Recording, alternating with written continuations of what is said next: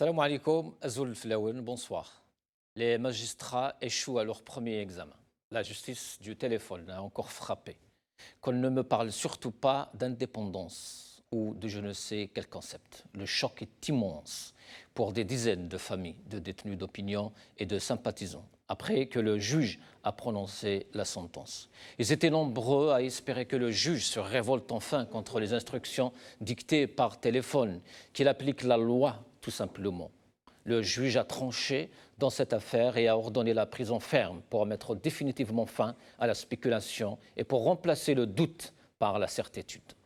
La certitude que le tribunal Abben Ramadan est un tribunal privé, la preuve vivante de l'état de schizophrénie dans lequel se trouve la justice. Le juge de Sidi Mohamed pénalise un fait que la loi elle-même ne pénalise pas. Pire, d'autres tribunaux ont déjà relaxé les détenus car les faits retenus contre eux ne représentent pas de délit aux yeux de la loi. Le juge applique à la lettre des instructions de Gaïd Salah, qui avait refusé toute demande de relax lors de son dernier discours du 1er novembre. La justice échoue lamentablement donc à cette épreuve, après tout le brouhaha médiatique et les envolées lyriques à propos de l'indépendance de la justice il n'y a même pas une semaine. Toute cette affaire des magistrats était en réalité une sombre affaire de chantage. C'était le prix à payer pour le pouvoir de s'assurer une fidélité sans faille dans la poursuite de l'entreprise de soumission de la justice du téléphone. Tout travail mérite salaire, disent-ils. L'indépendance de la justice, vous l'aurez compris, n'était qu'une excuse utilisée par les magistrats pour augmenter le prix de leur complicité. En ce mardi 38, jour des marches des étudiants, l'injustice agit comme un catalyseur, fait tomber les masques, élève le doute sur les intentions du régime. Au lendemain des jugements de la honte de Sidi Mohamed, les étudiants ont fait honneur à leurs camarades détenus par une forte présence dans les rues. C'est un mardi multipolaire entre des slogans de soutien aux détenus d'opinion et victimes de l'injustice et la perte de contrôle d'une justice qui ne répond plus de rien. Les étudiants, avec toute leur sagesse, ont rendu une réponse cinglante à tous ceux qui auraient encore des doutes. La justice est dans le camp adverse, otage de pratiques totalitaires. Une épée de Damoclès sur les Algériens. Ceux qui sont l'avenir de ce pays écrivent le préambule de l'Algérie nouvelle, l'Algérie de demain. C'est tout un chapitre à développer ensemble que les Algériens sont en train d'écrire avec des lignes supplémentaires qui se comptent par millions, attendues ce vendredi 39. Retour au présidentiel de Gaïd Salah, Tebboune fait des déclarations inattendues à propos d'alliances qu'il a pu nouer, ce qu'il semble ignorer est que ce genre de déclarations peuvent lui avoir ou lui valoir de tomber sous le coup de la loi. Mais il s'en fout. Beaucoup d'Algériens ne se sont pas trompés dans leurs analyses au sujet de Tebboune. Il est bel et bien l'otage du pouvoir réel et son candidat fort. Une hypothèse qui tend à se vérifier jour après jour. Il est donc le candidat à avoir rassemblé le plus de signatures, l'homme providentiel qui s'est battu tout seul, sans l'appui de personne, contrairement à d'autres candidats qui bénéficient des satellites de leur parti dans les 48 wilayas. Tebboune commence à dévoiler ses cartes en rassemblant autour de lui la plupart de la clientèle du 5e mandat et de l'ancien monde. Et pour couronner le tout, il se tire lui-même une balle dans le pied, en s'essayant à des déclarations hasardeuses qui pourraient lui coûter cher, très cher. Il a déclaré, par exemple, savoir l'endroit où se trouve l'argent public qui a été détourné. Des déclarations qui, comme nous le disions plus tôt, le font tomber sous le coup de la loi. Si nous étions dans un état de droit, Abdelmadjid Tebboune serait accusé de dissimuler des faits de corruption. Il était haut fonctionnaire à l'époque et il n'a pas fait état de la corruption dont il affirme avoir été témoin. Une chose est sûre, Tebboune a dû recevoir la garantie de ne pas être inquiété par la justice. Et c'est pour cela qu'il se laisse aller à des exercices oratoires sans vraiment se soucier de la portée de ce qu'il affirme. Et comme disait Pangloss, tout va pour le mieux dans le meilleur des mondes.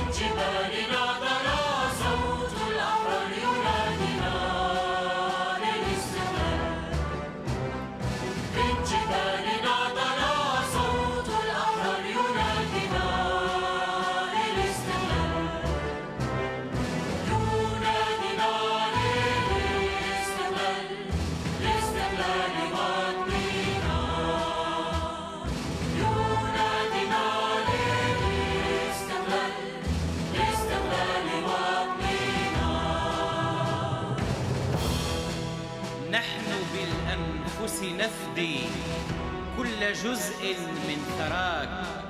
إننا أشبال أسد فاصرفينا لعداك.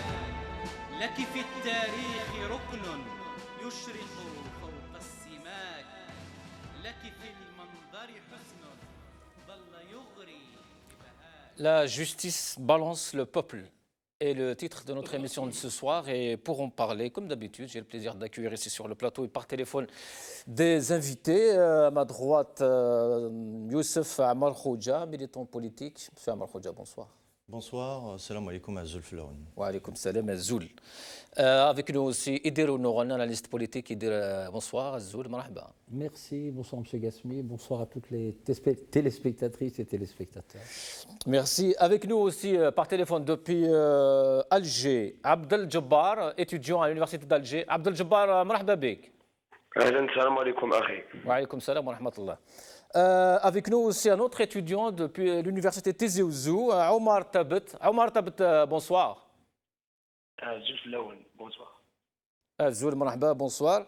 Avec nous aussi, bien sûr, Fatah Tétouche, militant pour la démocratie. Fatah Tétouche, bonsoir.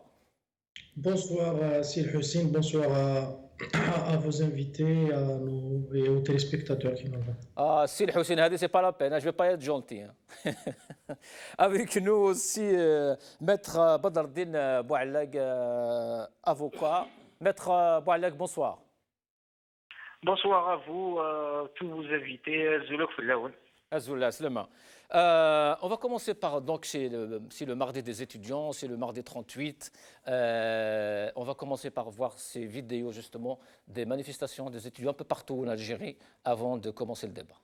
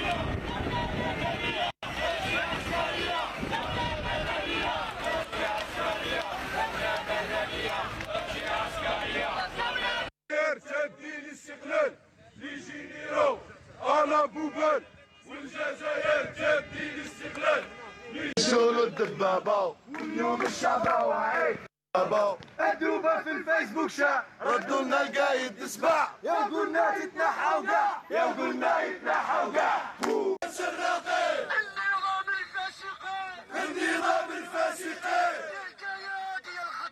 يا القياد يا الخداع كل ما يتنحى وقع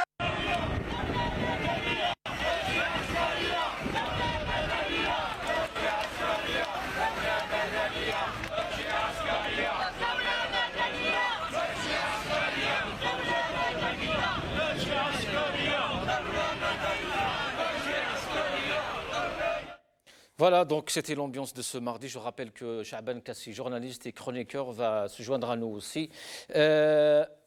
Abdel Jabbar, أنت طالب في جامعة الجزائر، كيفاش كانت مسيرة اليوم؟ مسيرة اليوم يعني كانت ما شاء الله روعة من جهة المقاومة اللي كانت تاع الشعب اللي تحملوا البرد وتحملوا الشتاء وتحملوا الماء اللي كان في لاكرون بوست. بين قوسين حاجة كانت مفتعلة باينة. الشعب كان بزاف حاضر معنا في كيفاش فهمنا هذه القضية عبد الجبار؟ كيفاش مفتعلة؟ يعني مفتعلة، انت كي تشوف وطن يزكوا فيه امام الاوطان الاخرى ويقول لك الجزائر ما الجزائر، ومن بعد تشوف لا كابيتال تاع الجزائر اللي حاشاك لي روكار تاعها مغلوقين ما يشدوش الماء والماء كامل على برا الطريق، باينه بلي مفتعلة شغل بلا ما نقولوا لها لا غبار عليها. نعم تفضل. بون بالنسبه للقضاء كنا نطالبوا بحاجه واحده، يعني شغل من جهه تشوف انه للطالبه نور الهدى دحماني. هيئه نعم. الدفاع طلبت الافراج المؤقت عليها من القضاء تاع سيدي محمد، وبسبب المرض والحاله الصحيه اللي كانت فيها قابلوها بالرفض. التمسوا ثاني 6 أشهر غير نافذه و6 أشهر نافذه وغرامه ماليه في بعض المخطوفين، في حق بعض المخطوفين، والتمسوا ثاني سنه سجن نافذه وغرامه ماليه في حق مخطوفين اخرين. يعني شغل حاجه توحد الله. تشوف باللي تناقض كبير بين محاكم الوطن.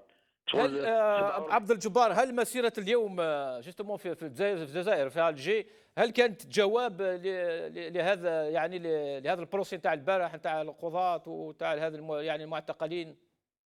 بالنسبه لي كانت صف على القضاة، لانه كي تشوف خليفه الله في ارضه يعبد الاشخاص وياخذ اوامره من الاشخاص ويعفس على العداله ويعفس على القانون، لانه في 47 ولايه كامل تم الافراج عنهم الا في سيدي محمد. يعني كان كاين شعار يدوي في العاصمه، كانوا يقولوا قضاة سيدي محمد يعبدوا في القايد بصريح العباره. وش يبقى للقاضي كي يسمع الشعب يخرج ويقول في الكلام هذا؟ غير الا الشعب هذا كامل ضد القانون وكامل يدور للحبس. ولا نشوف حاجه كيما هذه ما يجتمعش هذا النفر تاع الشعب كامل على حاجه غلطه. يعني بالك لو كان نقولوا 10 ولا 20 نقولوا غالطين. هاي 48 ولايه تخرج وما كاش حاجه منطقيه تفهمنا علاش 47 ولايه كامل يخرجوا براءه وولايه الجزائر وفي سيدي محمد خصيصا يحكموا العباد هذوك. يعني رفض رايه ما باعش كوكايين. ديجا كانوا ثاني كانت كاينه شعارات في المسيره يقولوا اطلقوا سراح المساجين ما باعوش الكوكايين.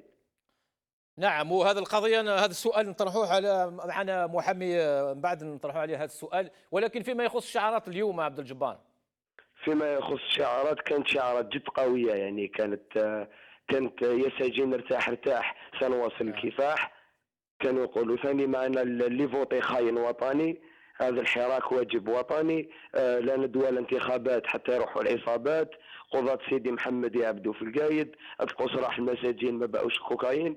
والحاجه اللي زادت صدمتهم اكثر وبالنسبه لي عجبتني بزاف، كاين صديق لنا واحد زوج زملاء جاوا مع الوسط تاع المسيره، جابوا معهم لافته كبيره كانت في اول المسيره، كانوا كاتبين فيها حينما يصبح الظلم قانونا تصبح المقاومه واجبا. صح وي.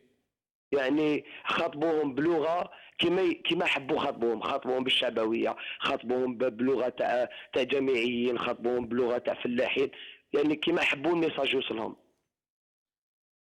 نعم. شكرا عبد الجبار، يعطيك الصحة، خطرة أخرى إن شاء الله. Avec nous aussi Omar Tabet, étudiant à l'université Zouzo. Omar Tabet, bonsoir. Bonsoir Hussein, bonsoir à tous, bonsoir à tous les spectateurs. Alors, à Tizi Ouzou, comment c'était ce mardi? Et aujourd'hui, comme chaque mardi, aujourd'hui c'est le 12 novembre 2019 et on doit rappeler que c'est le 38e mardi des étudiants.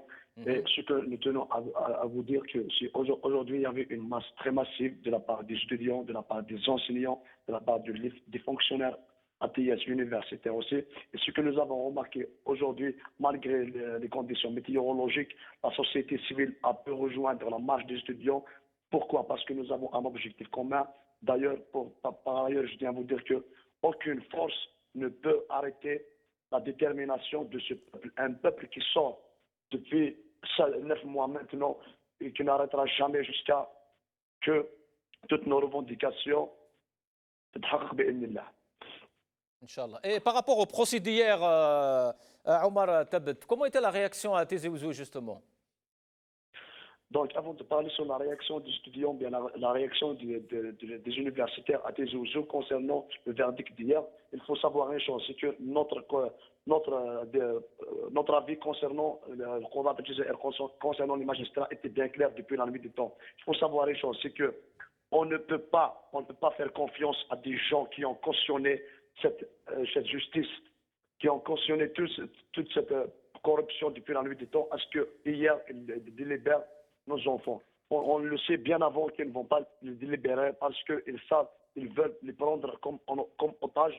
Et ce qui a été hier, c'était un choc pour les parents, c'était un choc pour tous les Algériens. Pourquoi? Quelqu'un qui n'a rien fait du crime, quelqu'un qui n'a rien fait du mal, on le trouve derrière les barreaux pendant une année, bien pendant 2 ans, alors normalement, elle sera libérée. Tout le monde demande, malheureusement, tout le monde était choqué. D'ailleurs, aujourd'hui, les étudiants de l'université de Tizi Ouzou ont créé clairement la libération d'opinions et politiques, et il faut que ce soit une libération inconditionnelle et directe. Merci Omar Tabet, merci d'avoir accepté notre invitation à une prochaine émission, Inch'Allah. Sahid. Alors, Idir Ounoran, sur ce mardi, sur ce 38e mardi des étudiants, ils sont toujours là, tout comme le premier jour. Évidemment, les étudiants, c'est la force vive de ce mouvement. Sans eux, le mouvement s'essoufflerait, parce qu'ils renforcent, c'est-à-dire c'est un vase communicant. Il y a des personnes, c'est un mouvement d'étudiants, c'est vrai, mais il est transgénérationnel. J'ai apprécié le jeune étudiant de Tizi Ouzou qui a dit, non seulement c'est les étudiants, c'est le corps enseignant et c'est les fonctionnaires. Oui. Donc c'est 3 catégories qui forment l'université dans son ensemble, qui étaient dans la rue pour manifester. Évidemment, moi je les invite à se parler entre eux, je les invite à faire une coordination estudiantine dans chaque wilaya, et pourquoi pas faire une réunion qui regrouperait tous les coordinations d'étudiants de wilaya et venir assortir avec un document commun qui pourrait montrer la piste aux politiques ou du moins ouvrir la piste. Ce serait un début d'organisation pour eux. Oui. Mais monsieur, pourquoi au niveau du régime ou de la junte aujourd'hui, rien ne les fait bouger? Parce qu'ils maîtrisent tout, M. Gassmi. Ils ont l'agenda, ils ont la force légitime de répression, ils ont l'État profond qui est encore en action, l'État profond que le général Médiane a mis en place. Il est encore actif. Et quand ils disent la Issaba, il faut revenir aussi le fait que toutes les incarcérations qu'on a eues au niveau politique, ce n'est pas un peu trop le discours de Gaïd Salah, ça? C'est-à-dire non, mais si vous me laissez terminer, vous aurez compris. Oui. Non, je suis en train de poser les éléments constitutifs qui concernent M. Gaïd Salah. Il a mis les têtes de gondole, les chefs de parti, les ministres, les premiers ministres et les oligarques. Pourquoi? Parce qu'il a compris qu'au moment où il les mettait en prison, ensuite est arrivée l'incarcération des 4, donc c'est M. Tartak, M. Médiane, M. Saïd Bouteflika et Mme Ouzahn. On est bien d'accord. Qu'est-ce qui s'est passé? Il savait que son poste était en jeu. Donc il a préféré éliminer tous ceux qui pouvaient à un moment ou à un autre, par décret, simple décret présidentiel, le mettre à la retraite. Ça c'est le premier élément. Mais il aura supprimé aussi le financement par les oligarques qui sont aussi en prison. C'est de tout ça que... Et n'oubliez pas une chose aussi, M. Gassmi, qu'il faut rappeler aux téléspectatrices et aux téléspectateurs, c'est que dans l'aspect général, il a changé 40 directeurs de sûreté de wilaya. Il a muté plus de 3000 magistrats. Il est en train de recréer un État profond à son service, à lui. Pour en revenir aux étudiants, évidemment qui sont la force vive, et c'est eux qui, je pense, bousculeront les partis politiques pour les amener vers une espèce de gradation jusqu'à ce qu'on puisse tous arriver chacun à sa juste mesure vers le départ du système, mais ça sera très long. Et pour terminer juste par rapport à ça, le 12 décembre n'est pas une fatalité. Même si les élections vont avoir lieu, ce n'est pas ça qui doit nous guider. Il faut qu'on s'inscrive dans la durée, et seule la durée, la patience, le temps qu'émerge à l'intérieur du Hirak des personnalités nouvelles, le temps qu'on fasse libérer, si tant est qu'on puisse le faire par une pression à la fois à l'intérieur du pays et grâce à la communauté algérienne à l'extérieur, jouer sur les organisations de droits de l'homme pour faire libérer les icônes. Elles se sont, parce qu'ils ont la légitimité carcérale maintenant. Vous prenez un monsieur comme Karim Tabou, un monsieur comme Belarbi, un Boumela, le commandant Bourga, et tous, et il y en a d'autres aussi. Oui, Belarbi, oui. Belarbi, la jeune élue du RCD, c'est l'une des rares qui a la légitimité populaire. Elle est élue. Et par le fait, un oukaz, on la met en prison. Ça, c'est inadmissible, je veux dire. On marche sur la tête. Et ce régime-là, je suis désolé. Les étudiants ont fait honneur aujourd'hui donc à leurs camarades détenus. Comme disait tout est dit, c'est que les étudiants sont en train de jouer leur rôle comme dans des grandes révolutions et comme il y a plus de 60 ans de ça, dans la révolution d'indépendance. Ce qui est tout à leur honneur, et surtout, c'est la conscience même du peuple, et sachant que notre peuple est très jeune, donc c'est un échantillon très représentatif de cette révolution qui a commencé par des jeunes, des très jeunes, c'est pas notre âge. Je veux dire, moi qui balance entre les deux âges, donc c'est les jeunes qui ont commencé à huer les responsables et puis avec des slogans très très forts dans les stades. Donc quand on dit les jeunes, les étudiants, c'est excellent, mais moi je préfère dire les jeunes en général, parce que nous sommes un peuple jeune. Ça c'est un capital immense que peut-être on n'arrive pas à en parler souvent. Un peuple qui est constitué de plus de 60% de personnes de citoyennes et citoyens qui ont moins de 35 ans, c'est un capital immense, plus que le pétrole, plus que le gaz, plus qu'autre chose. Et bien sûr, je reviens aussi sur cet événement qui est marquant, qui est même... Donc, il faut vraiment le condamner. Je ne comprends pas qu'on ne réagisse pas rapidement sur un point extrêmement important. Moi, ici, en tant que citoyen algérien et représentant d'une association qui milite ici, une association non partisane qui milite ici en France, ici en France, et particulièrement à la place de la République, pour bien sûr installer la démocratie en Algérie, se débarrasser de la dictature militaire et que le civil, comme disait Allah yarhamou Ben Ramdan, la primauté du civil sur le militaire, c'est un principe d'or qu'on devrait normalement inclure dans notre future constitution. Et je dirais que, voilà, en tout cas, les jeunes l'ont bien compris. Hein. C'est merveilleux qu'ils continuent et surtout... Parce qu'ils scandent chaque vendredi, chaque mardi, Dawla Madaniya, Machi Askaria. Donc le message est très bien passé. On a entendu des slogans qui sont... Voilà, l'ingéniosité de ces jeunes, c'est que les slogans eux-mêmes sont simples mais très profonds. Mais pourquoi ce slogan surtout ce slogan fait mal à Gaïd Salah et à la junte militaire? Il en a même parlé la dernière fois. Exactement. Donc, ce sont des slogans très politiques et qui touchent la population déjà algérienne, mais aussi à l'extérieur, donc à l'international. Quand le nouveau slogan, honnêtement, depuis le début de la Révolution, moi je collectionne les slogans parce que ce sont des marqueurs des étapes de la Révolution. Le nouveau slogan, je vais en parler parce que c'est extrêmement éloquent et ciblé. Li voté khaïn watani. Oui, c'est ce que disait Abdel Jabbar. Li voté khaïn watani. Li voté khaïn watani. حينما يصبح الظلم قانونا يصبح النضال واجبا. Quand l'injustice devient la loi, la résistance est un devoir national.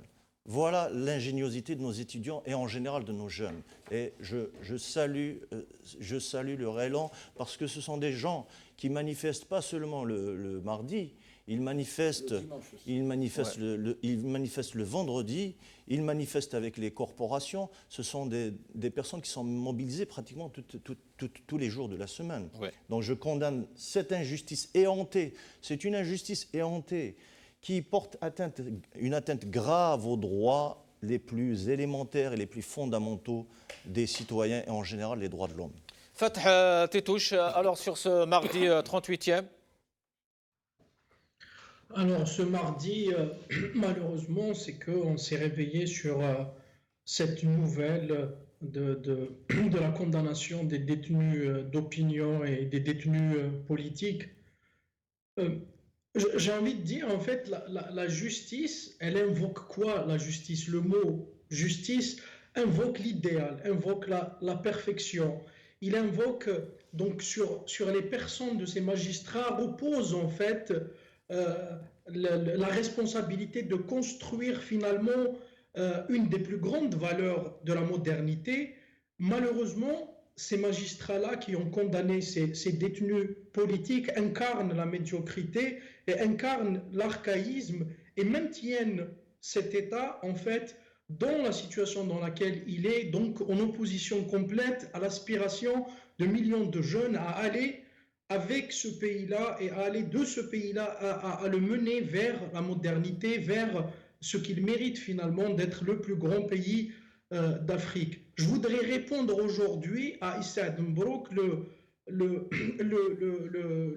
président du syndicat de la magistrature, qui, à l'époque, rappelons-le, disait qu'il ne faut pas aller dans la surenchère au patriotisme, que les magistrats, il ne faut pas oublier qu'il y a des magistrats qui ont jugé avec leur conscience et qui sont allés dans le bon sens.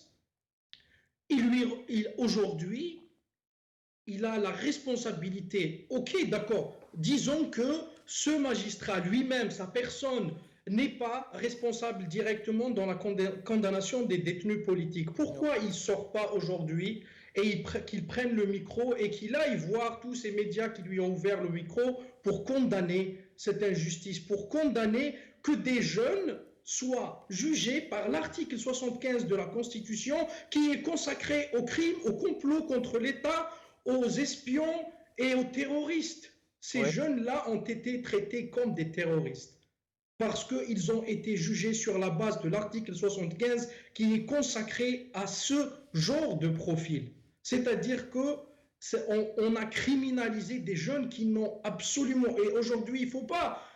Ce qu'on doit demander, c'est que ces jeunes soient innocentés. On ne peut pas accepter qu'une Samira Msoussi ou que Msaoud Leftissi ait un casier judiciaire. C'est là. Et aujourd'hui, ces jeunes qui sont sortis, ces étudiants qui sont sortis pour rappeler les principes, l'objectif principal de cette révolution, qui est d'instaurer un État civil et civique, d'instaurer un État loin de toutes finalement ces symboles de médiocrité et qui ont érigé la médiocratie en tant que système. Et je voulais aussi rajouter, je remercie en fait Monsieur Honoran pour d'avoir rappelé en fait l'État profond, c'est-à-dire que oui, il y a un État profond qui est en marche en Algérie. Et en fait, l'État profond est en opposition à l'absence de l'État. Ce n'est pas possible que Gaïd Salah puisse combattre l'État profond. On ne peut pas combattre l'État profond parce que par essence, l'État profond, c'est quand des forces non élues, des forces qui ne sont pas légitimes, puissent avoir le pouvoir ou la mainmise sur les institutions de l'État. Donc il est impossible, il n'est pas normal qu'on ne peut pas combattre l'État profond avec des forces qui ne sont pas constitutionnelles, avec des forces qui ne sont pas élues. Donc, absolument. Il s'érige en État profond, en remplacement à un ancien système ou à une ancienne horde finalement. Absolument. Restez avec nous, Fatah Tétouche, et Dir aimerait bien vous répondre, mais je donne déjà d'abord la parole au maître Boualag. Maître Boualag, est-ce qu'on est vraiment devant une justice de Gaïd Salah au détriment d'une justice du peuple aujourd'hui, une justice de l'Algérie, algérienne? Oui, certainement. Oui. Parce que j'allais vous dire, si vous permettez, ma mère, Rabbi Rahma, me disait toujours quand on perd tout, on garde sa dignité. Les juges, quelque part, ont tout perdu. Ils ont été rabaissés par le ministre, ils ont été agressés à l'intérieur de l'enceinte même d'un palais de justice. Mais ils ont été traités par tous les noms de ministres dans une assemblée plénière. Et hier, ils avaient la possibilité, je dis bien la possibilité, et la chance et l'occasion de garder ce qui reste de leur dignité devant le peuple algérien. On s'y attendait à ce qu'il y ait des condamnations, parce que c'est au fur et à mesure que le procès avançait, on faisait des lectures. On faisait des lectures vis-à-vis des questions posées, comment le procès se passait. On faisait des lectures et nous, les avocats... Oui, Maître Boualag. Ah, on a perdu Maître Boualag. Houda Faraoun, bien sûr, est derrière tout ça. Ce que je voulais dire au précédent intervenant, c'était Monsieur Tétouche. Monsieur Tétouche, tout à fait, je suis d'accord avec lui, et d'ailleurs je le trouve brillant. L'État profond, c'est quelque chose, c'est des lobbyistes. Ils n'exercent pas simplement le pouvoir de manière supraconstitutionnelle, mais ils ont une capacité d'influence sur l'économie, sur le social. Ils essayent de verrouiller. Et ça se passe surtout. Il y a un État profond en France aussi, il y a un État profond aux États-Unis. Mais à part qu'eux respectent les règles démocratiques. Ils sont autorisés à faire du lobbying. Est-ce que c'est l'État profond qui serait derrière justement ce concept ou ces concepts du fatalisme actuellement en Algérie? Non, l'État profond est un instrument par lequel le pouvoir en place, généralement c'est des pouvoirs autocratiques, c'est des pouvoirs autocratiques, c'est des pouvoirs autoritaires qui s'appuient sur un État profond, c'est-à-dire qui maillent la société. Et regardez ce qui se passe. On a un exemple éloquent, c'est quand du côté de Saïda, on nous a montré un membre de l'exécutif de la Wilaya de Saïda distribuer de l'argent dans un bus pour des dames âgées et des messieurs âgés qui étaient délocalisés pour aller manifester au chef-lieu de Wilaya. Ils demandaient même de quelle commune vous êtes. Et cet argent-là, qui le finance? Pourquoi le procureur de la République de la Wilaya de Saïda ne se constitue pas et dire cet argent d'où? Il était dans un sachet noir et le monsieur répétait Shkara. Mais comment voulez-vous? C'est pas possible, ça. Ça, je mets ça de côté. Quant au verdict inique. De la honte. De la honte, c'est pire que de la honte. Vous avez dit dans votre titre, je pense, le titre de l'émission, c'est la balance le peuple. C'est très joli, mais moi je dirais une chose, c'est que la justice a perdu son procès devant l'histoire et devant le peuple. C'est ça. Elle a perdu son procès devant l'histoire. Elle l'a perdu devant le peuple. C'est une décision inique, c'est un problème de jurisprudence. La présidente du tribunal d'Annaba a libéré le monsieur avec la restitution du drapeau. Et maintenant, à Alger, dans un tribunal qui porte le nom du Shahid Abban Ramadan, excusez-moi, il y a une symbolique là-dessus aussi. C'est pas parce qu'il est amazir. Alors, moi, ce qui m'étonne, monsieur Gassmi... Bref, juste par rapport à ça, il y a un Algérien qui a tweeté, il a dit « Le tribunal de Sidi Mohamed ne sert plus à grand-chose. Je propose qu'on garde les lignes téléphoniques et qu'on en fasse un taxiphone. » Entre autres, il a bien raison, c'est un trait d'humour. Par ailleurs, ce que je voulais dire par rapport à ce jugement, il est étonnant que le président du HCA ne s'exprime pas. C'est une organisation, je suis désolé, qui fait partie de l'État profond. L'Académie berbère, qu'est-ce qu'elle fait? Elle devrait se prononcer.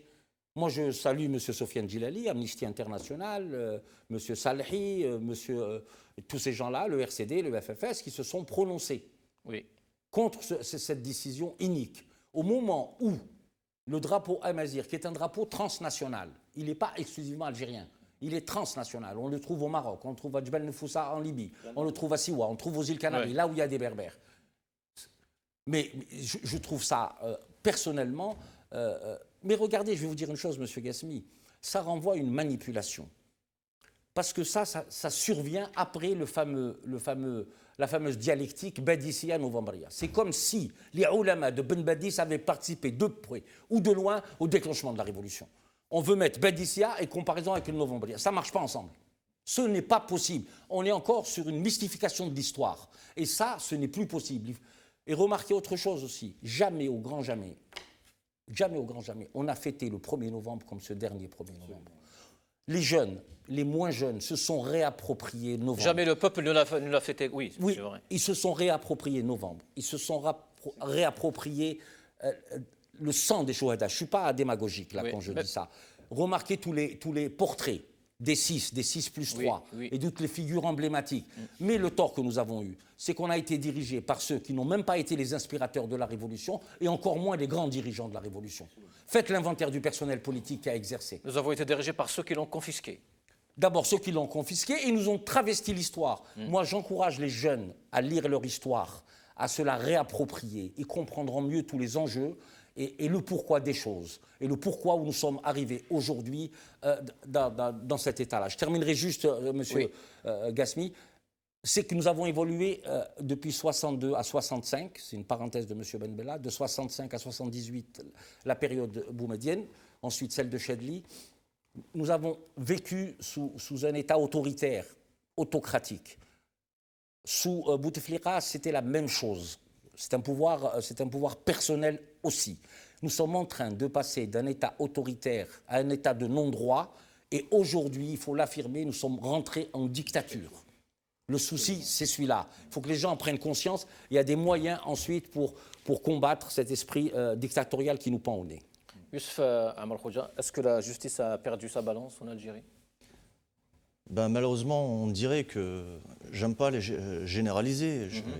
Il reste quand même j'espère qu'il reste des magistrats, des juges qui ont encore une conscience humaine avant qu'elle soit professionnelle. Oui. Et j'espère que ce sont ces femmes et ces hommes-là qui vont tôt ou tard rétablir la vérité, la justice. Voilà, surtout se réveiller et rebondir et faire des appels à une vraie justice indépendante au pays. On ne va pas rester sur la trahison de certains juges, c'est vrai, qui ont utilisé la révolution pour des fins très bas, des fins pécuniaires, ce qui est vraiment malheureux de voir ça. Et au même moment, le même jour où le peuple, particulièrement à Wahran, les défendait, des milliers de gens sont sortis pour défendre des juges qui étaient en train de signer leur compromis avec la dictature, comme disait une sombre affaire de chantage. Une sombre affaire de chantage, exactement. Mais ça, c'est l'histoire. Et heureusement que maintenant, notre jeunesse et nous tous, nous sommes en train, j'espère que chacun d'entre nous est en train de maintenir, d'entretenir un journal personnel, soit sur papier, soit sur les moyens électroniques, sur les supports électroniques. Et ça, c'est extrêmement important de connaître des personnes, par exemple, des juges qui osent prendre ce genre de décision, et surtout les procureurs de la République, les procureurs de la République, de dire, voilà, ces personnes-là, avec leur nom et leur position hiérarchique, avec leur photographie, si c'est possible, qu'on puisse écrire une histoire infalsifiable, comme disait M. Ounoron, c'est qu'en 62, une grande entreprise de mystification et d'intoxication de toute la vraie histoire de la révolution algérienne, et même avant, a été complètement détournée de la conscience nationale. Ils sont champions, en tout cas, dans ce sens. Exactement. Donc, le mensonge et la corruption et l'incompétence, comme disait Khouna Fatah, l'incompétence et la corruption vont ensemble. Ce sont les faces de la même pièce. Les incompétents, on a vu pendant des années, pourquoi il y a des gens ici, des gens comme bien sûr des messieurs comme Ounoran ou des écrivains, des polytechniciens, des ingénieurs. Pourquoi on a vidé ce pays, on a fait fuir toute cette intelligentsia vers des pays qui étaient là à les pomper parce qu'ils en ont besoin? Parce que tout simplement l'incompétence et la corruption étaient érigées en système. Et c'était le système c'était ces critères-là qui étaient pris en compte pour toute évaluation, toute augmentation hiérarchique. Et les juges, ces juges, je ne dis pas tous les juges, mais ces juges-là qui nous ont trahis, en sont la preuve concrète sur le terrain. On retrouve à nouveau Maître Boualeg. Maître Boualeg. Maître Boualeg. Oui. Oui, marhaba bik, encore une deuxième fois. Poursuivez. Hein. Donc, sur le procès d'hier. Oui, sur le procès, au fur et à mesure que le procès, je disais que au fur et à mesure que le procès avançait, on faisait des lectures, on s'y attendait au moins qu'ils aient un sursaut d'orgueil. Dans nos plaidoiries, c'était pousser les juges. Il y avait un juge, mais pour nous, après le verdict, j'y reviendrai, pour qu'ils aient un sursaut d'orgueil et qu'ils prouvent que les gens qui n'ont pas cru en leur mouvement de grève, que c'était pour la révolution, soient discrédités. Finalement, c'était un procès qu'ils ont voulu rendre un petit peu banal, en posant juste une ou deux questions aux accusés. Qu'est-ce qui s'est donc passé, Maître Boualeg? Parce que hier, durant le procès, nous avons vu un avocat, en l'occurrence Maître Benyoub, qui a déclaré que le procès était très équitable et que le verdict allait être positif pour ces jeunes. Équitable, sous la forme, si vous voulez. Équitable d'une manière de donner la chance aux accusés de s'exprimer, Oui. de laisser les avocats aussi plaider en toute liberté.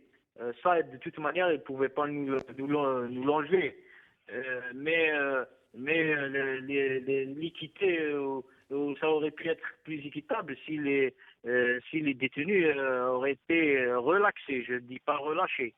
Parce qu'une condamnation, cette condamnation, il faut la condamner aussi, parce qu'aujourd'hui, à Sidi Mohamed, le port du drapeau amazigh est devenu un délit.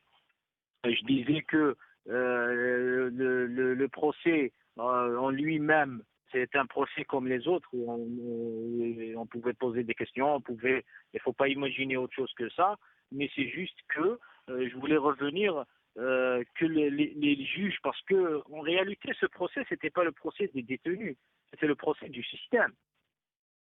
On voulait le transformer comme ça, parce qu'en réalité, c'était le procès du système qui comme, j'avais dit, si je peux me le permettre, au juge, que le discours de vérité doit être établi avec la population, avec le peuple aujourd'hui, et qu'on arrête de mentir au peuple et dire que ces détenus-là, ces gens qui sont mis en prison, sont en prison parce qu'il y a eu une injonction, parce qu'il y a eu un ordre venu d'une caserne. Ça, il fallait le dire. Maître Boualag, est-ce que le timing aussi est une question d'ordre qui vient des casernes? Pourquoi aujourd'hui? Pourquoi 6 mois?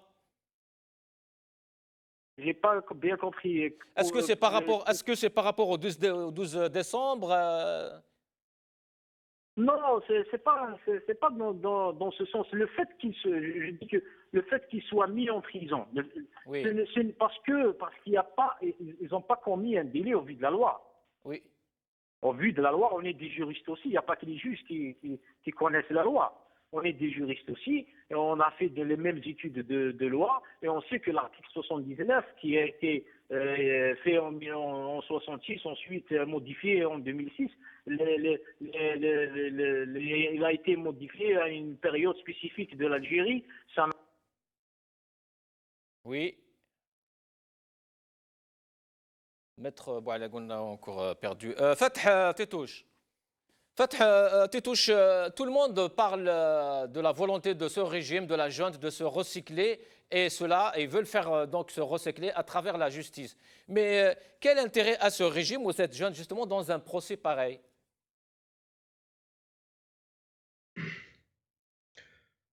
Alors, dans un procès pareil, d'abord, ils ne peuvent pas libérer les détenus. Moi, je ne vous cache pas que je ne suis pas étonné de la décision. Ils ne peuvent pas libérer les détenus parce qu'ils seraient obligés, comme l'avait rappelé M. Nouron, ils auraient libéré aussi des icônes de cette révolution, c'est-à-dire au-delà de Tabou, de Borga, de Samir Msoussi, de M. Liftoussi, il y a des jeunes brillants qui ont été détenus, qui ont été emprisonnés. Libérer ces gens avec toute la légitimité qu'ils auraient et avec cette expérience aussi qu'il leur fait et cet attachement de tout le peuple en fait envers ces personnes qui sont en fait finalement les sacrifiés de cette révolution ou les héros de cette révolution est un énorme risque pour eux. Donc du coup ils ne peuvent pas les libérer. En même temps, ils jouent sur les peurs, ils essayent encore de faire peur le peuple, d'essayer c'est normal en plus, c'est normal qu'il y ait des gens, par exemple, qui puissent avoir peur parce que, alors lui, il veut un État démocratique, il veut construire un État démocratique, mais est-il prêt à un sacrifice qui fait qu'il se retrouverait en prison, peut-être sa famille se retrouverait dans le besoin, etc. Donc il joue sur ces peurs-là. Mais ce que je veux rajouter, c'est qu'il faudrait savoir, il faut être conscient qu'on est en train de se battre, non pas avec, comme certains le disent, par exemple, contre une espèce de groupe de voyous incompétents. Oui, ils sont incompétents, mais ils sont très compétents dans tout ce qui est dans le machiavélisme, parce que c'est un véritable système en fait oppresseur. On peut parler par exemple des lois liberticides. Il est vraiment construit, ce système autoritaire-là, c'est un véritable système. Il est construit sur une constitution qui organise la clientèle, un appareil politique, un appareil de communication, des oligarques, des chaînes de télévision, et puis aussi un conditionnement intellectuel. Il faudra le rappeler. Il faut rappeler l'origine en fait de ce régime. Il vient du Malg, et le Malg, c'est Sil Hussein et Ali Msili demandaient est-ce qu'il n'y ait plus ce Malg après l'indépendance, parce qu'il savait la nature de comment c'était organisé, le conditionnement intellectuel, la construction de la figure du leader et la fidélité, jurée fidélité à ce leader, ce qu'avait accaparé Boumediene. C'est-à-dire qu'on est face à une véritable dictature, mais il y a du génie dans ce peuple, il y a du génie dans cette révolution. Prenez juste le fait de choisir un vendredi et de dire Silmiya, et de parier sur l'unité nationale, sur le pacifisme, de choisir un vendredi parce qu'il y avait comme une espèce de conscience que le combat serait long et il faudra être endurant, et donc il ne faudra pas demander trop tôt des sacrifices au peuple qui pourraient les amener à être finalement impatients. Et on sait tous que l'impatience, on peut sacrifier en fait, on peut demander aux gens d'aller dans une grève illimitée. Ils peuvent sacrifier 15 jours de salaire, mais à partir de ces 15 jours-là, il faudrait ou qu'il y ait un résultat, ou les gens vont rentrer dans une espèce de frustration et d'impatience qui les pousserait peut-être à monter encore plus. Fatah Titouche, est-ce que le régime, justement, est-ce qu'il est en train de se radicaliser à travers ce genre de verdict, de procès, de faits? Le régime n'a pas d'autre moyen. Je pense qu'il n'a pas d'autre moyen que de faire ça. Est-ce que le régime est capable de se transformer? La chose, peut-être la bonne nouvelle, c'est que ce régime a toujours fonctionné avec une façade civile. Il n'a pas d'élite aujourd'hui. Il n'a pas d'élite comme ils avaient des élites à l'époque dans les années 60, 70, etc. Ils avaient des élites qui construisaient cette façade civile, etc. et qui donnaient un semblant de vie politique, etc. Aujourd'hui, ils sont en pénurie d'élite politique. Et donc, du coup, ce qu'il leur reste, c'est la répression, c'est de faire peur, c'est de jouer finalement sur des choses même très dangereuses. Quand, par exemple, on focalise sur cette histoire de drapeau, quand on essaye de créer une base sociale en opposition avec finalement une région, essayer d'isoler la région de la Kabylie, etc., essayer de faire croire qu'il y aurait... vous vous rappelez quand la députée, par exemple, française est allée à Béjaïa, qu'est-ce qu'a fait le Bilad? Il montre la députée française derrière un drapeau berbère, oui. Tout ça pour essayer de faire croire qu'il y aurait un complot franco-sioniste, kabyle, etc., contre l'État. Vous imaginez à quel point ils peuvent... En fait, là, c'est pire que de l'inconscience, de l'irresponsabilité. On est là dans le jusqu'au bout, finalement, prononcé par le chef d'état-major. Oui, restez avec nous, Fatah Titouche. C'est vrai qu'on est choqué un peu par rapport à ce verdict. Fatah Titouche qui disait qu'il n'est même pas étonné justement de ce verdict. Par contre, Gaïd Salah, lui, en vrai, dans son discours du 30 octobre, a donné le verdict. Il a dit que les revendications de libérer ceux qui ont porté atteinte à l'emblème national sont des propositions rejetées dans la forme et dans le fond. C'est qu'il n'a rien compris. Moi, je n'attends pas de M. Gaïd Salah qui me rétablisse dans ma citoyenneté algérienne, qui est pour moi amazir. Non, je parle du juge, justement, qui a pris la même parole que celle de Gaïd Salah. Oui, mais bon, que M. Gaïd Salah instrumentalise, ce n'est pas la première fois. Moi, j'ai eu souvent à le dire, M. Gaïd Salah considère la Constitution comme étant un self-service. Je tiens au passage à féliciter M. Titouche parce qu'il a été dans sa démonstration brillantissime. Oui. Ceci étant dit, la Kabylie n'a plus vocation ni à être stigmatisée ni à être instrumentalisée. La maturité politique de la Kabylie tout entière est là. Elle ne glissera pas dans la violence. Pour preuve, lors des événements de 2001, parce qu'il faut le rappeler, où la Kabylie a été victime d'un crime d'État, aucun citoyen, aucun jeune kabyle, qu'il soit étudiant, qu'il soit fonctionnaire, qu'il soit chômeur, n'a tiré la moindre balle. Donc ça prouve déjà la maturité politique et que les revendications étaient des revendications à la fois identitaires mais sociales. Je vous rappelle que la plateforme d'Elxer s'adressait à l'ensemble du pays. Ceci étant dit, pour rebondir sur ce qu'avait dit M. Titouche. Oui. Mais excusez-moi, on a eu à le dire plusieurs fois sur le plateau, M. Gasmi. Monsieur Gaël Salah, c'est le roi soleil. L'État, c'est moi. Oui. Et c'est tout. Ça résume tout. Le souci, c'est qu'il propose une solution qui est une impasse historique. Il ne mesure pas les effets collatéraux et les dégâts qui risquent d'arriver, non pas dans la violence. Il a voulu... qu'est-ce qu'il a fait, M. Gaël Salah? Il est en train de diviser le peuple algérien. Des Kabyles contre le... Moi, je dirais à M. Gaël Salah, soit dit en passant, qu'il aille chez les Chaouïades leur enlever leur drapeau jaune avec le ZA, qui n'est pas le drapeau Amazigh. Pourquoi il n'en parle pas? Pourquoi c'est simplement... Parce que les Kabyles sont à la tête de la revendication amazigh du pays? Cette question mérite d'être posée. Mais toutes ces questions, M. Gaïd ne veut pas qu'on y aille. Pourquoi? Nous, on attendait la transition pour pouvoir parler de toutes ces questions. De c'est quoi être algérien aujourd'hui? Quel est son investissement dans la Méditerranée? Quel est son investissement en Afrique? Notre position, comme j'ai eu à le dire, nous sommes l'Occident de l'Orient. C'est toutes ces questions qui doivent être posées, mais elles doivent être réglées dans le cadre de la transition. Soit dans une constituante, soit dans un processus constituant. Et c'est au niveau des partis politiques type le PAD, excusez-moi M. Gasmi, je vais être juste terminé, c'est à eux à maintenant se mettre en dynamique et proposer des solutions. Et il serait temps aussi qu'ils essayent de faire corps avec le Hirak. Youssef, le peuple, lui, de son côté, a réglé ce problème. On est des Algériens, Kabyles, pas Kabyles, drapeau, pas drapeau, Amazigh. On est aujourd'hui, on est un seul peuple. L'adversaire est le même, c'est la junte militaire. Absolument.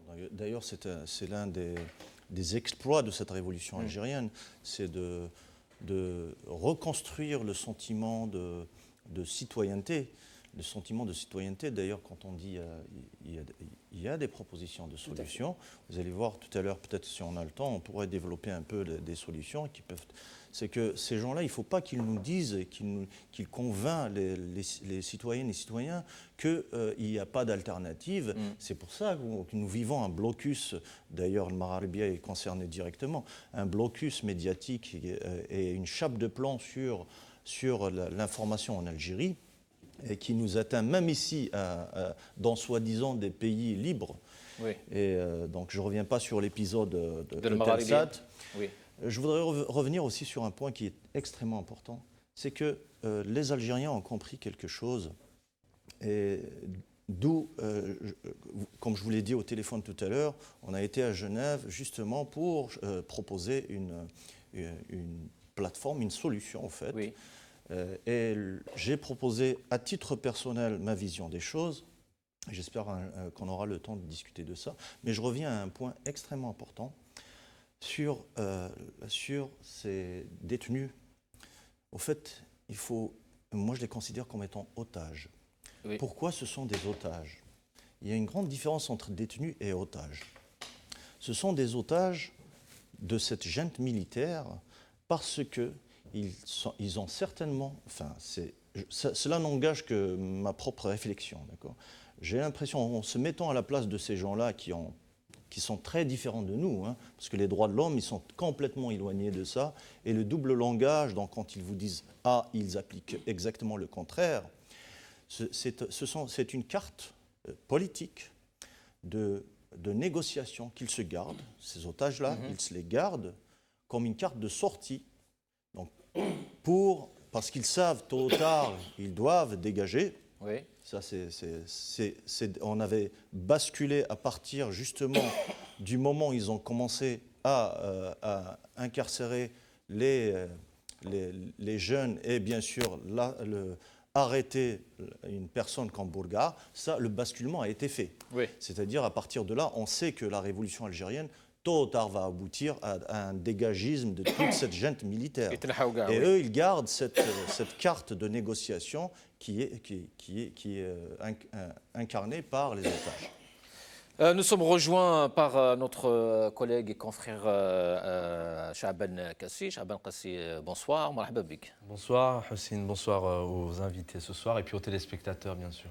Alors nous allons revenir pour commencer sur le jugement des manifestants, des détenus d'opinion. Le verdict qui est tombé donc hier tard, enfin ce matin. Il est tombé cette nuit à 2h30 oui. à Alger, hein, vous l'avez évoqué hein, dans le cadre de ce débat, donc surtout un peu dans les grandes lignes. Alors vous le disiez, hein, beaucoup les manifestants, les réactions en tout cas des internautes parlent effectivement de prise d'otage. Il ne faut pas oublier, et ça c'est bon aussi pour les téléspectateurs qui nous regardent via les réseaux sociaux, hein, que ce sont des détenus qui n'ont tué personne, mais qui tout simplement ont essayé de donner leurs idées et qui tout simplement... En même temps, on voit leur portrait. Hein. Voilà, oui. Exactement. Oui. Karim à l'antenne et Abdellah nous mettent quelques portraits de ces détenus. On en compte alors aujourd'hui, on ne sait pas trop, mais il y en a 120, 150, et puis certainement, malheureusement, on ne sait pas tout. Mais voilà, ça c'est un élément vraiment important. Et c'est important ce que vous disiez, c'est que les internautes parlent de prise d'otage, car ce sont, je rappelle, des détenus. Ce sont des gens, des jeunes, oui. Qui malheureusement seront marqués par cette période qu'on a manu militari, donc kidnappé, c'est ce dont s'y parlent beaucoup les manifestants, puisque juste pour avoir donné leur avis ou porté un drapeau à un moment donné, donc on est incarcéré, donc c'est une peine de 12 mois de prison, 6 mois ferme, 30 000 dinars. Bon, limite ça, vous me direz, c'est peut-être pas des grosses sentences, comparé à ce qui peut se passer notamment dans le cadre de gros procès d'assises, mais ce qui est vraiment important, c'est l'impact psychologique que subissent tous ces jeunes. Aussi bien et leurs proches aussi, Chaaban. Et leurs proches, bien évidemment. Et on peut aussi bien vous parler du Shir Ldar il y a quelques instants qui lui est âgé malade. Et puis aussi tous ces jeunes de 17, 18, 20 ans qui on les voit à l'antenne. Alors c'est toujours difficile un peu de citer les uns et les autres parce qu'il faudrait citer tout le monde. Mais vous parlez de Samira Messoussi tout à l'heure, qui je rappelle a été arrêtée le 28 juin dernier. Elle a dit clairement que voilà, si elle ressortait, elle remettrait son drapeau à Mazir, et j'ai trouvé ça assez fort comme message. Alors les réactions, Idir vous en parlez tout à l'heure, mais peut-être que dans le détail, bien évidemment, il y a eu les réactions des manifestants. Tard dans la nuit, toute la journée. Il y a Amnesty International qui demande la libération immédiate et sans condition des manifestants détenus simplement pour avoir exercé leur droit à la liberté d'expression. Personne ne devrait être harcelé, intimidé, arrêté ou poursuivi simplement pour avoir porté le drapeau à Mazir ou l'avoir en sa possession. Il y a Soufiane Djilali aussi, le patron de Gil Jadid, qui dit clairement la condamnation des jeunes détenus du Hirak est une provocation et non un sens. Certaines juridictions les acquittent, d'autres les mettent en prison. Vous l'avez évoqué, Hussein, avec vos invités tout à l'heure. La justice continue à être instrumentalisée.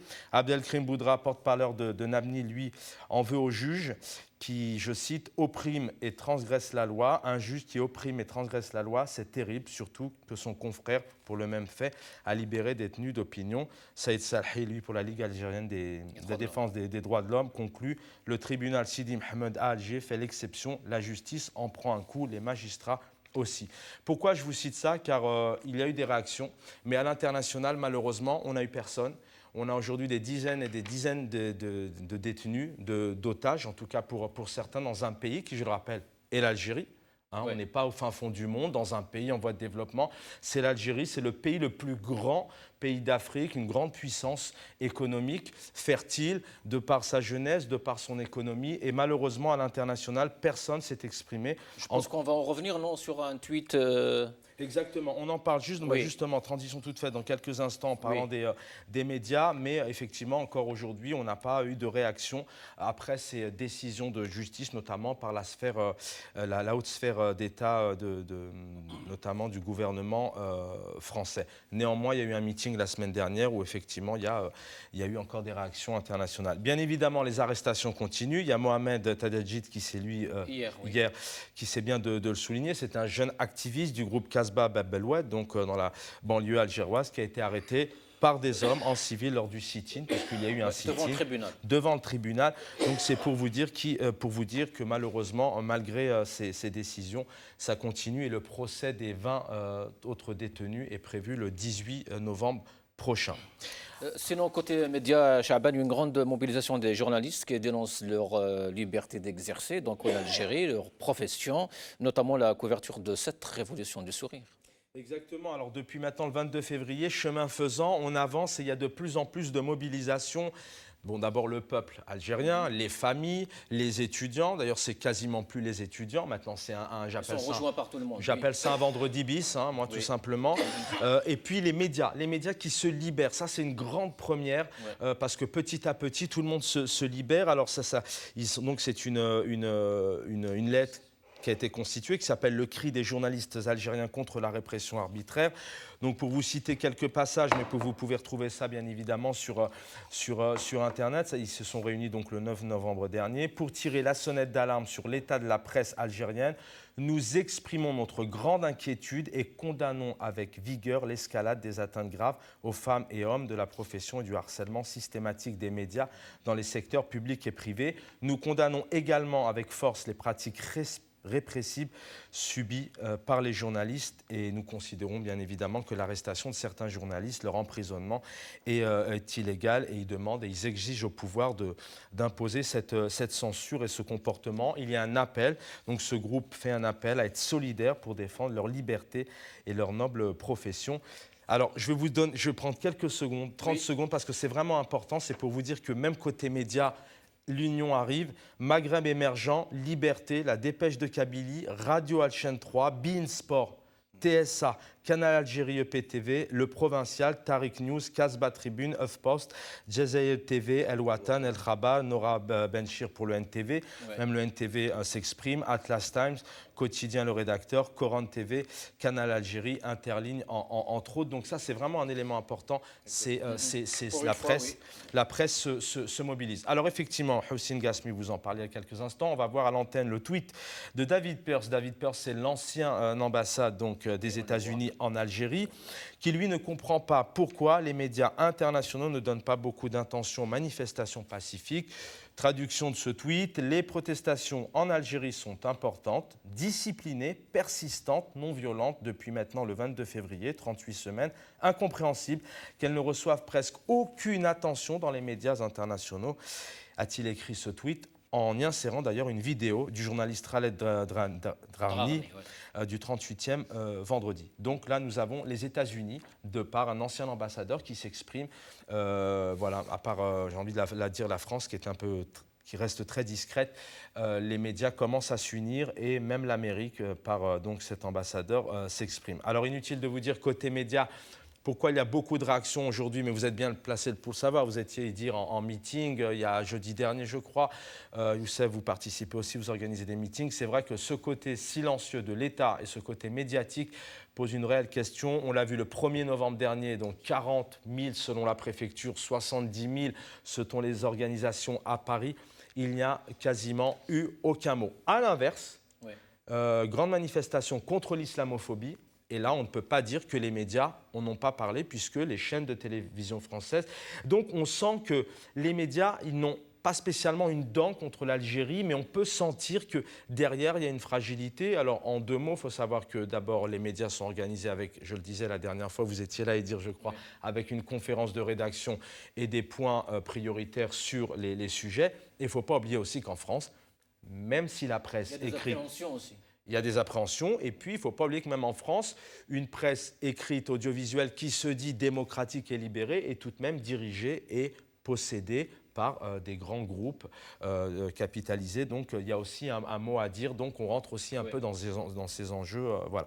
Bon, néanmoins, pour terminer, côté médias, France 24, TV5 Monde, RT France ou encore l'Humanité ou Libération sont assez présents sur cette couverture. L'Humanité, oui, très présent, depuis le début d'ailleurs de cette révolution. En tout cas, ce que disent pour passer au dernier sujet, ce que disent les manifestants et les manifestantes, c'est qu'il y a des petites choses comme ça, parsemées par-ci, par-là, mais c'est vrai qu'avec l'ampleur d'une telle révolution dans un pays en 2020, depuis 8-9 mois, où on est tous les jours, les Algériens sont tous les jours dans la rue à dénoncer des choses, et puis des choses qui sont réelles avec des arrestations, on ne comprend pas que parfois pour Hong Kong, le Chili, le Venezuela, on puisse s'exprimer, et pour le Liban et pour l'Algérie, on reste assez discret, et c'est ce que revendiquent notamment les téléspectateurs.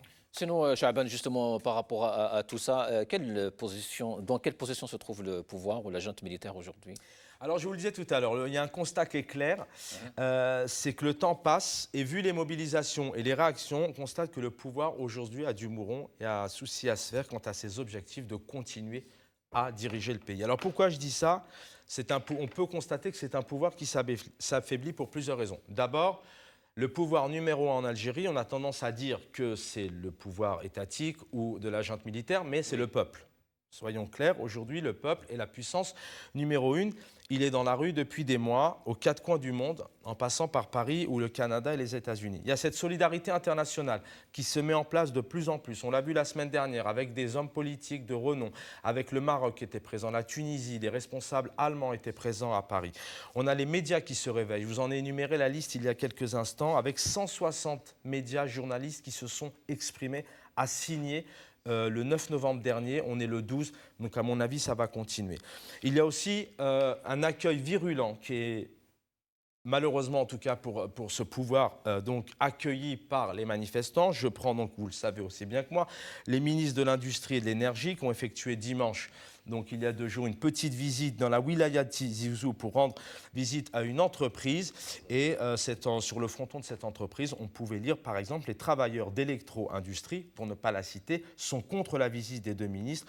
D'autres slogans: halte aux provocations, vive le Hirak, le peuple est souverain, on ne va pas se taire, on ne craint ni fer ni muselière, etc. Non aux élections, bien évidemment. Il y a aussi ces arrestations qui malheureusement sont choquantes, douloureuses, invraisemblables, mais qui mettent donc à dos le gouvernement actuel.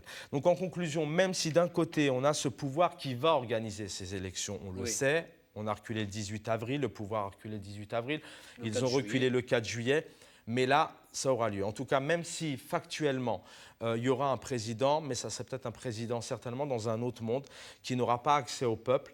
C'est une campagne qui n'aura pas lieu, puisque faire campagne, vous savez ce que c'est d'aller à la rencontre des Français de tous bords, d'essayer de leur donner des idées, un projet. Aujourd'hui, quand on voit que Ali Benflis s'est rendu à Babel, dans le sud-ouest d'Alger la semaine dernière, exactement, en sortant d'un restaurant, s'est fait plutôt bien chahuter. Quand on parle de ces 2 ministres, on peut comprendre donc qu'il n'y aura pas, en tout cas il y aura peut-être une élection, mais il n'y aura pas campagne. J'ai rencontré samedi soir des maires, notamment en région parisienne. Aujourd'hui, il n'y a aucune demande qui a été faite, même si les élections algériennes ont lieu dans les consulats. Mais pour l'instant, il n'y a pas eu de oui. Vous avez dit les Français de tous bords, c'est les Algériens de tous bords.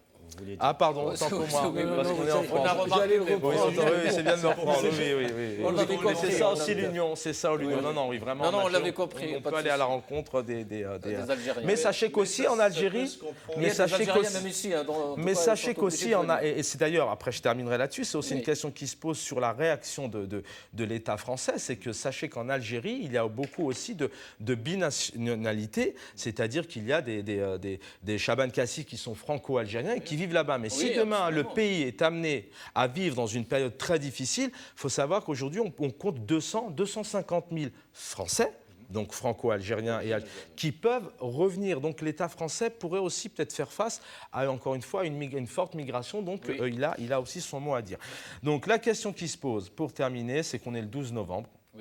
Dans 4 semaines, ce sont les élections. On se demande s'il y a une réelle volonté du pouvoir de Gaïd Salah de créer un environnement peut-être sain et apaisé pour organiser ces élections. En tout cas, c'est mal parti. Merci Chaban Kassi. Alors cette question de Chaban, justement, est-ce que Gaïd Salah va vraiment vers l'apaisement pour faire ces élections? Pas du tout, quand on voit justement ce genre de procès et de verdict. Je pense que ça a été dit par tous les intervenants sur le plateau. Et sa matrice est une matrice qui date du mouvement national. Toutes les ruptures qu'il y a eu, elles sont faites de manière violente. Le drame de l'Algérie, c'est qu'on a eu un proto-État qui s'appelait l'ALN des frontières et qui est arrivé. L'Algérie n'était pas organisée, eux l'étaient. Nos soucis viennent de là.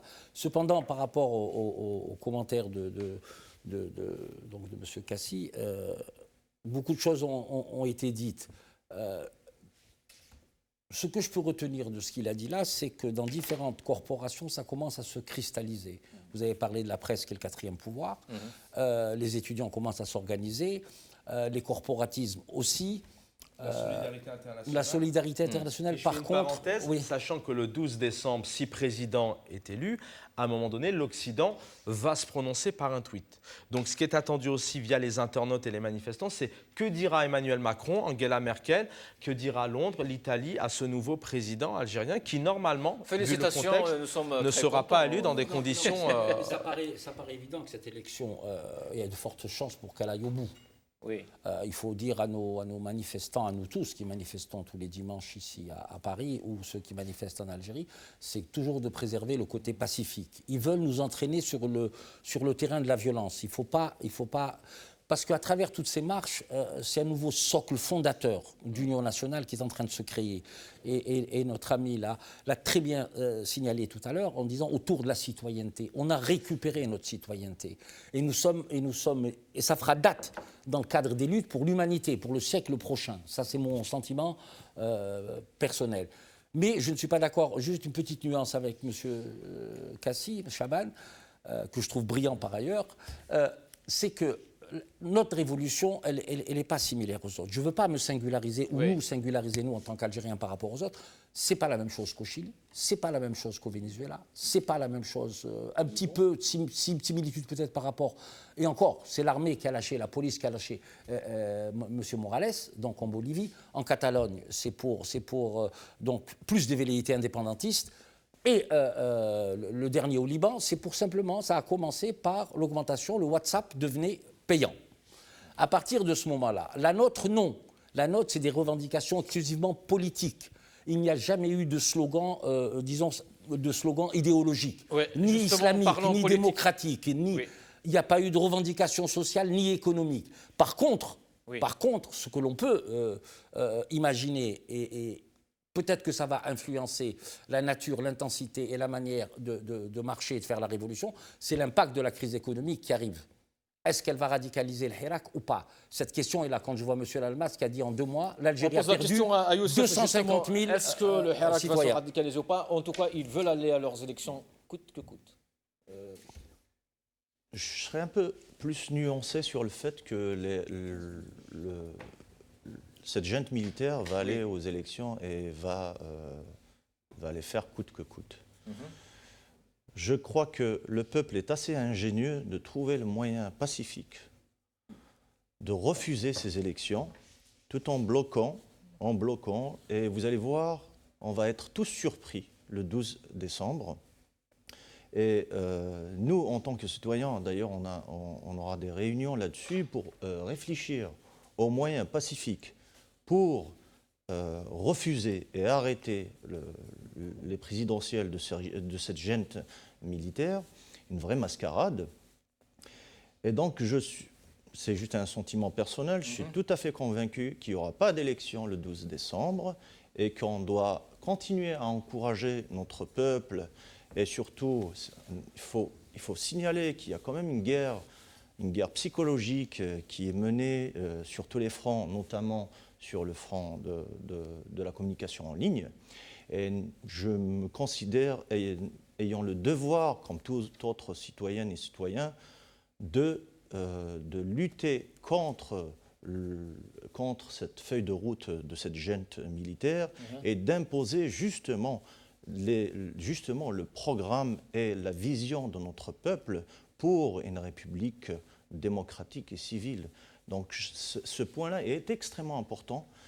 Il ne faut pas se laisser abattre par une persistance aveugle jusqu'au boutisme de ces militaires qui n'ont rien compris au XXe siècle, qui pensent que tout va se résoudre par la force et la violence. Est-ce que c'est suffisant? Quelqu'un dirait, est-ce que c'est suffisant tout ça? Ne pas suffire, ne pas les écouter, ne pas les entendre, mais eux, ils y vont.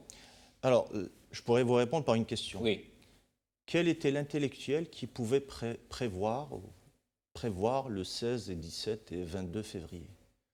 C'est que nous sommes dans une révolution avec une intelligence collective qui dépasse toutes les éminences grises. Heureusement, oui. Et vous allez voir qu'on aura de grosses surprises d'ici le 12 décembre.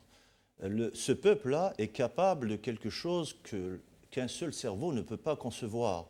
Et ce qui est, moi, je parle pour mon sentiment personnel, en 2011, on avait cet espoir pendant l'hiver quand on a manifesté à Alger suite à la révolution tunisienne. Et on a été tous déçus. Et bien sûr, après des années, on disait que c'est fini, ce peuple va rester comme ça, il est tellement traumatisé. Voilà, il ne va plus rebondir parce que la guerre civile a tellement marqué les esprits que le peuple algérien va juste accepter de survivre en paix, mais jamais demander sa vraie indépendance. Chaban, vous voulez rajouter quelque chose? Oui, je voulais juste d'abord, le roi soleil, hein, c'est le peuple en Algérie, hein, c'est pas Gaïd Salah à l'heure actuelle, croyez-moi. Non, ce que je voulais juste dire, ce que je disais tout à l'heure, hein, je ne faisais pas de comparaison bien évidemment entre Hong Kong ou le Liban ou la Corée, c'est que par rapport à la réaction de l'international, il était plus facile, en tout cas pour cette sphère politique internationale, de réagir sur ces conflits que de ne pas trop se mouiller. Enfin, en tout cas, c'est ce que reprochent vraiment les manifestants. C'est quelque chose qu'on va rappeler pendant des mois et des mois. Ça, c'est là au cœur des débats. On l'a vu samedi dernier, meeting international, solidarité à Paris, c'est revenu, le silence étatique, les médias, etc. Donc c'est vraiment, et ce que demandent les manifestants, c'est pas spécialement de la gérance. C'est moi, président de la République française, j'ai le droit de dénoncer des arrestations. J'ai le droit de dénoncer des jeunes qui sont enfermés pendant 6 mois, 1 an pour... voilà. Juste sur le calendrier, le mardi sera un 10, le jeudi sera un 12 et le vendredi sera un 13. Donc ça sera une semaine vraiment plutôt... Oui, plutôt décembre, animé, je pense. Décembre, bien sûr. Fatah Titouche, donc Abdelmajid Tebboune, pour rester dans ces élections, il a déclaré savoir l'endroit où se trouve l'argent public. Je dirais, si nous étions dans un état de droit, Abdelmajid Tebboune serait accusé de dissimuler des faits, non? Je ne sais pas, des faits de corruption surtout. Moi, j'ai surtout noté que Abdelmajid Tebboune tient exactement le même discours qu'on va retrouver sur les réseaux sociaux, qu'on va retrouver chez les élites entre parenthèses du régime. C'est-à-dire, par exemple, moi, ce qui m'avait surtout marqué, c'était qu'il parle lui-même, par exemple, de Ummal Faransa, c'est-à-dire des gens qui travailleraient avec les Français, etc., reprendre ce discours-là complotiste, etc. et tout. C'est ce qui met, c'est aussi la preuve, et il incarne en fait cette médiocrité dont on parle et cette incapacité du régime en fait à renouveler ses élites. Ils n'ont trouvé autre personne que Tebboune.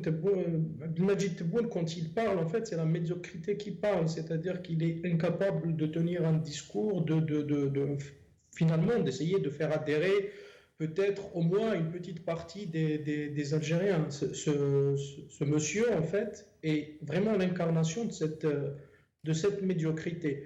Je voulais juste un point que je voudrais avoir l'avis de M. Honoran sur... moi, je pense que dans cette révolution, et pourquoi on parle de révolution en Algérie et on ne parlera pas peut-être de révolution ailleurs, c'est que la révolution par essence, c'est le renversement de l'ordre établi.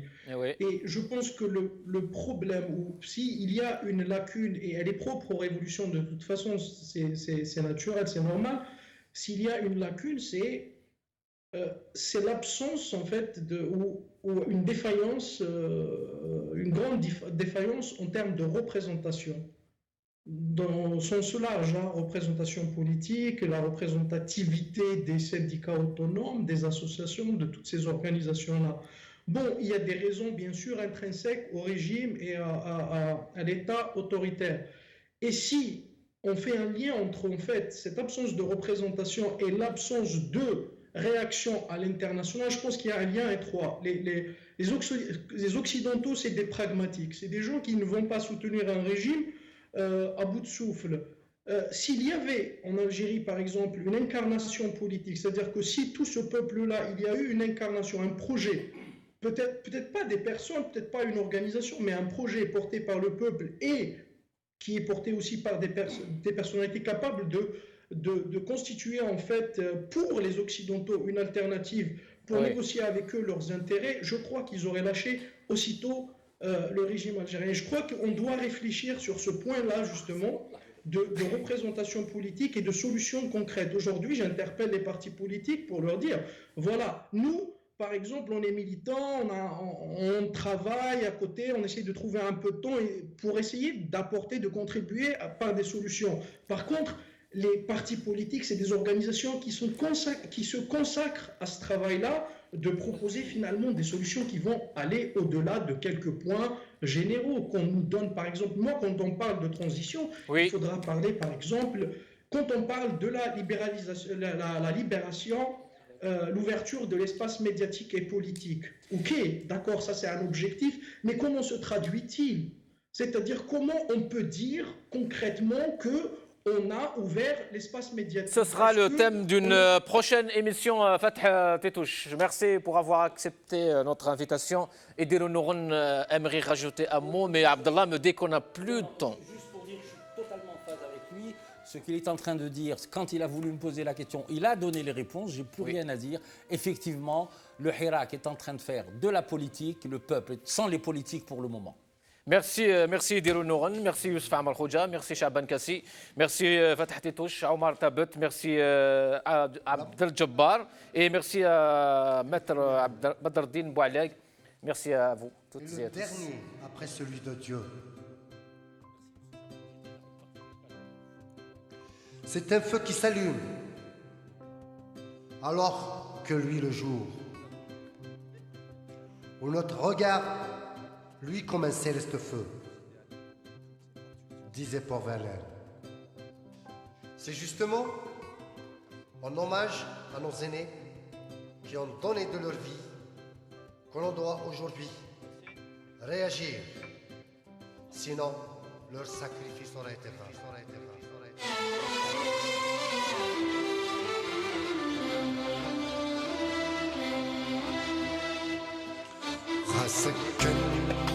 كان دايما فوق بس لا ضر يمدو ساتيثا مي كل أكن سويفو هذا نغض ندير قيمة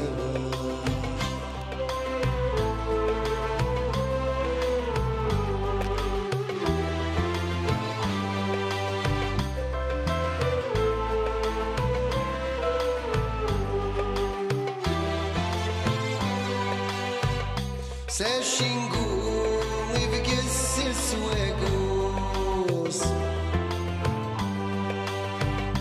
ايوا كنا مدي صاوض لهنا ساشينغو يبقى السواقوس ايوا كنا مدي صاوض لهنا يسبلوا لذاها قروس يسمكني يمدر لنتكنا يسبلوا لذاها قروس يسمكني يمدر لنتكنا خاصك نفكان ديك مفهوم يسلا ضر ساتيثا مي كل أكن سويفو هذا مغض ندير قيمة